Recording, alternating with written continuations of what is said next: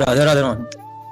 राधा वल्लभ श्री हरिवंश महाराज जी। महाराज जी, यदि आत्मा पुराने शरीर का त्याग कर नया शरीर धारण कर लेती है, फिर मरणोपरांत पिंडदान, पितृ तर्पण इत्यादि जानने की परंपरा का क्या औपचारिक? जैसे हम अपने पैसे भारत सरकार के बैंक में यदि जमा है ना, तो कहीं भी भेज सकते हैं ना।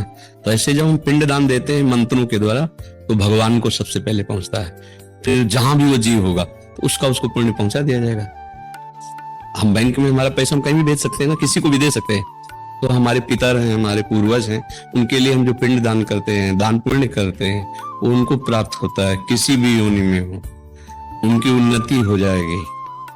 जहां भी जिस भी योनि में होंगे तो उनकी उन्नति हो जाएगी, उनका मंगल होना शुरू हो जाएगा। मान लो अशुभ जगह में पड़े तो उनकी उन्नति हो जाएगी, शुभ में है तो और आगे बढ़ जाएंगे। तो हम उनको प्राप्त होते हैं। तो ऐसा नहीं है कि वो व्यर्थ चला जाता है।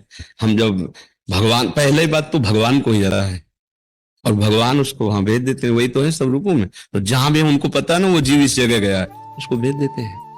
हमें पता नहीं कि वो कहाँ गए हैं, लेकिन श्री भगवान को पता है। इसलिए मंत्रों के द्वारा दिया जाता है कि सब मंत्र श्री भगवान के हैं, तो वो वस्तु भगवान को पहुंची, वो पुण्य भगवान को पहुंचा और भगवान ने वहां उसको पहुंचा दिया। क्योंकि भगवान ही सब जाना है ना। तो ऐसे विभाग अलग अलग बना हुआ है।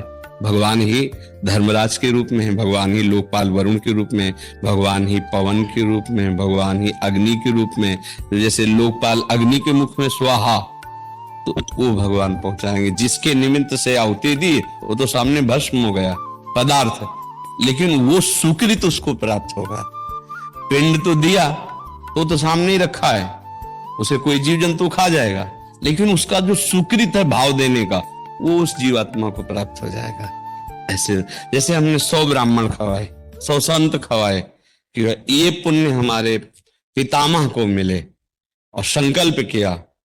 संकल्प होता मंत्रों के द्वारा, जो ही संकल्प हुआ वो पुण्य उनको प्राप्त हो जाएगा।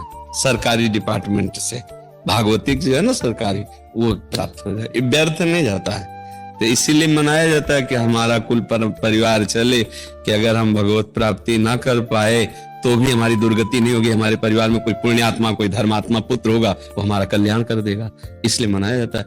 पक्का कोई बैठा नहीं रहता है, जन्म के कर्म के चक्र चलते रहते। तो पर वो जहां भी होगा, बोले बड़ी बुरी दशा थी लेकिन अब सब बदल गया यार, कुछ ही दिनों में बदल गया। तो उसका मतलब उसके पूर्व संस्कारों में कोई परिवार में ऐसा हुआ कि उसने ऐसा तप किया, ऐसा भजन किया, ऐसा पुण्य किया, तो उसकी भी उन्नति हो गई। इसलिए मनाया जाता है कि हमारा कुल परंपरा में कोई दीपक जलाने वाला हो, कोई धर्म करने वाला हो। लेकिन ये लौकिक बात है बच्चा, अलौकिक बात है कि हमको अभी भजन करके मुक्त हो जाना, हमें किसी का भरोसा नहीं करना। अब वो पाप कर्म करेगा तो हमारी दुर्गति भी तो हो जाएगी। शास्त्रों में ऐसा आता है, जिसके कुल का पुत्र ऐसा पैदा हुआ जो विध्वंसक होता है, तो उसके पितर नरक चले जाते हैं। और कुल का पुत्र ऐसा पैदा हुआ पुण्य करने वाला, तो पितर उसके स्वर्ग चले जाते हैं, उत्तम लोकों को जाते हैं। तो अपने को ऐसा जीवन नहीं दूसरे के सहारे जीना, सीधे भगवान के सहारे हो और ऐसा भजन करो कि हमारे को किसी के पिंडदान की जरूरत नहीं, जीते जी मैं भगवान को प्राप्त हो जाऊं।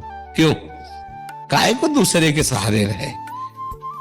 तो हमें ये भी श्रद्धा रखनी कि जैसे कुल परंपरा में है तो पितर आदि के कल्याण के लिए करे। पर ये लौकिक बात है। अलौकिक बात है कि राधा राधा राधा अब हम दे रहे हैं, अभी से सीधे कल्याण होगा उनका, हमारा भी कल्याण, उनका भी कल्याण, जगत का कल्याण करने की सामर्थ्य भगवान नाम में, प्रभु के नाम में। ठीक है।